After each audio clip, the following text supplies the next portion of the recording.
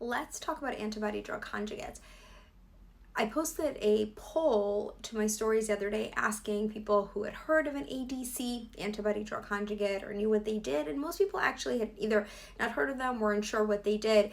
So I thought this would be a good topic to talk about. Now, antibody-drug conjugates are really a novel way of treating cancer, and there are several that are already approved and many in development.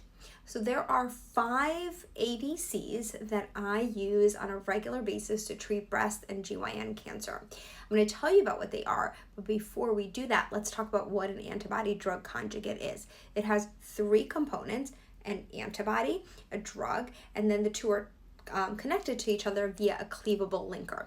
So what happens is the ADC, the antibody component, binds to a protein on the cell. So for example, in HER2, a drug that many of you have heard about is an antibody-drug conjugate. It has trastuzumab, that's an antibody which binds to the HER2 protein on the cell, and then the linker is cleaved and the drug is free to get into the cell and cause cell death.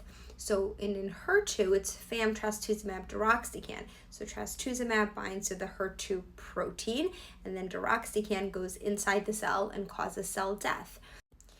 Some ADCs also have what's called a bystander effect, where the drug doesn't just get into the target tissues, but it kind of diffuses around it as well and can kill some more cells, and making it a little bit more effective.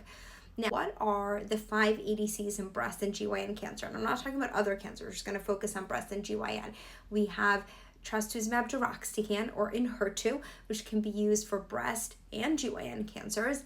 We have Kadcyla, or trastuzumab emtansine, which is used for both HER2 positive metastatic breast cancer and early stage HER2 positive breast cancer if someone did not get a pathologic complete response with Herceptin and Perjeta based therapy.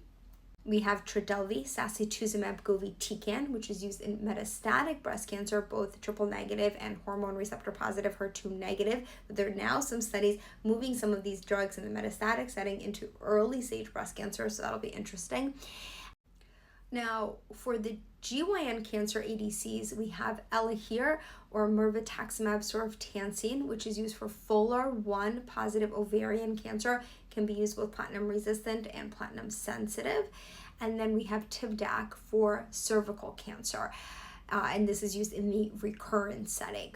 Now, all of the ADCs have side effects, and a lot of the side effects have to do with the actual drug, that payload, and the side effects that it comes with. Some toxicities that we keep an eye out for are GI toxicities, low blood count. Some people can experience alopecia, liver enzyme abnormalities. Enhertu can cause pneumonitis or inflammation of the lungs, so we monitor that really closely. And the GYN ADCs, Elahere and Tivdak, can cause ocular toxicities, meaning eye issues. And with the drugs we give, we have people see an eye doctor for evaluation.